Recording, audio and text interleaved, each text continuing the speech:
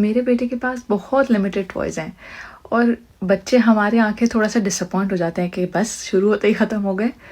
اور ایک بار تو ایک صاحبہ یہ کہہ کے بھی چلی گئیں جاتے جاتے کہ بس اتنے سے کھلونے ہیں اس کے پاس.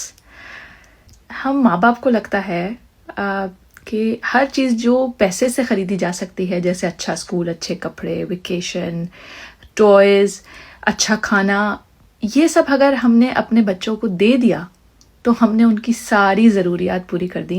مسئلہ تب آتا ہے جب ہم ان نیڈس پر اتنے فوکسڈ ہو جاتے ہیں کہ ہم بچے کی باقی پوری اسپیکٹرم آف نیڈز، یعنی اس کی سوشل، ایموشنل، انٹلیکچوئل اور کمپینین شپ کی نیڈ کو نظر انداز کرتے چلے جاتے ہیں. جو بچے مینٹل ہیلتھ پرابلمس کے ساتھ تھراپی میں جاتے ہیں نا، وہ کبھی یہ کمپلین نہیں کرتے کہ ہمارے ماں باپ ہمیں ویکیشن پہ نہیں لے کے جاتے تھے یا PS5 نہیں دلاتے تھے.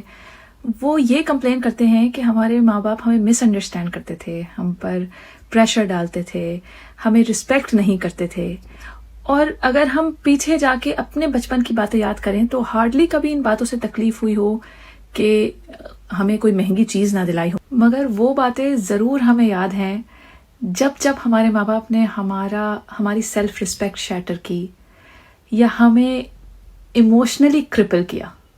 سمجھنے کی بات یہ ہے کہ جو نیڈز آپ نے بچے کی پوری نہیں کی، وہ اس نیڈز کو پورا کرنے کے لیے ضرور کسی کی طرف دیکھے گا. جو نومولود بچہ ہوتا ہے وہ دودھ کے لیے روتا ہے، وہ نہیں جانتا اس کو دودھ کہاں سے ملے گا، اس کو بس دودھ چاہیے ہوتا ہے. یہی بچے کی فطرت ہے. ایک ٹوڈلر بچے کو ایموشنل اٹیچمنٹ کی ضرورت ہے. اگر اس کو نہیں ملے گی تو وہ چاچا، پھپھو، ماموں، غیر لوگوں کی طرف دیکھنا شروع کر دے گا.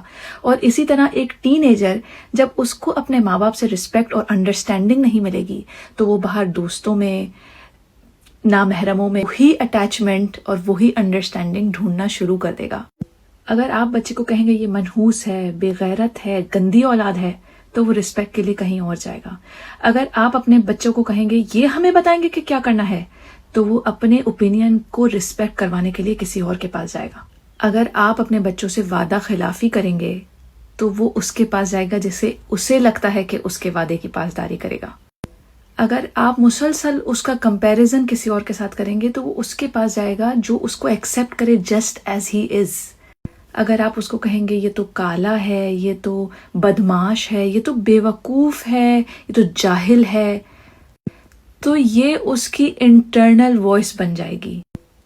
تو پھر چاہیں تو اپنا پورا گھر کھلونوں سے بھر دیں، لیکن اپنے بچے کے نازک سے دل کو کھلونا نہ سمجھیں.